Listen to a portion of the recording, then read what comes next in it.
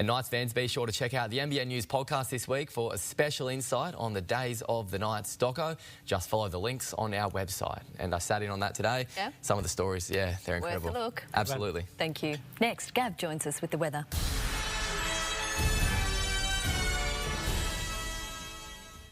R32, now available in Daikin ducted systems. A next-generation refrigerant with a substantially lower impact on the environment. Ensure your next ducted system is a Daikin for pure comfort.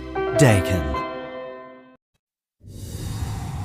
Yes, we've got a cold one on the way tonight, that's for sure, Tash. We're going to have a blanket of white, I'd say, throughout the Upper Hunter with frost. But what about last night? That full moon did look amazing. Thank you to Jackie there for taking this photo at Nora Head, out looking over the rocks and the ocean. The past 24 hours, we've seen the last of the snow. The Blizzard of Oz is over after dumping 130 centimetres of snow. When the official reading comes out from Spencer's Creek on Thursday, it should be over 2 metres. We haven't had that too often, only a few times in the past 13 years. So a 2 metre base in Australia has become quite a rarity. There's rain falling in the west and there's a lot more to come. This is a significant winter storm about to slam into the Southwest Land Division, and that's going to hit Mandurah, Perth, right throughout that western coast. They'll feel the brunt of that system, more big rain. We've got a new system that's pulsing into the Tasman as well, so that is going to generate increased swell throughout tomorrow as the high comes across, making sure the conditions remain very cold overnight. That big front sweeping in towards the Nullarbor, flushing out that warm air that's building up throughout the centre again into the high 20s throughout the red centre for tomorrow.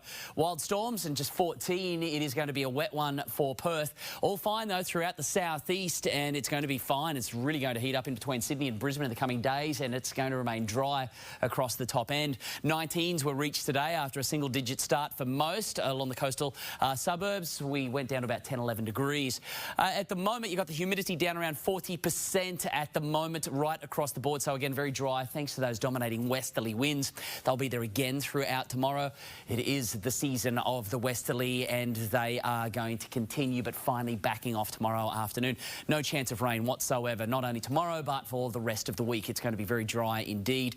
Now, we've got a cold start tomorrow morning. That cold air will flush out from the valley first thing, but then it's going to warm nicely with the winds settling, calming, and we should see 20 reached for most suburbs, stretching from the Central Coast, Port Stephens and right throughout Newcastle and around the lake. Across the Upper Hunter, it's the same story. It's going to be very cold, probably freezing, I'd say, at Cessnock, Tocal. It'll be mighty close to it, and then topping out at about 20 degrees. Very cold start right throughout the Upper Hunter. We may dip below these forecast minimums, but it is going to get warmer from here on in. New swell will be upon us tomorrow, 2.5 metres, and the seas there, they will back off from 2 metres, so it's going to become less choppy with those winds easing. Tomorrow morning, we've got a high tide at 9:17, so the low is back at 3:19. Sun will be up 6:35, down at 5:22. It's still going to be a spectacular moon again tonight, and we'll see it in all its glory as that warm air moves in. A little bit cooler, but still fine right across the weekend. Temperatures headed towards the mid-20s on Friday for the Upper Hunter. It will be another extraordinary winter's day. Very dry, though.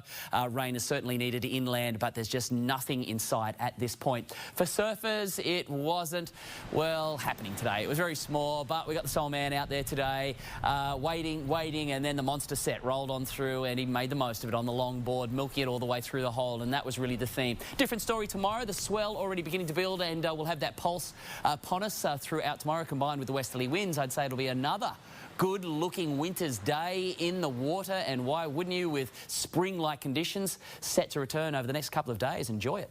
And that's NBN News for this Tuesday. There'll be updates throughout the evening, and the Today Show will have the latest headlines from 5:30 a.m. From all of us here, Good night. Good night.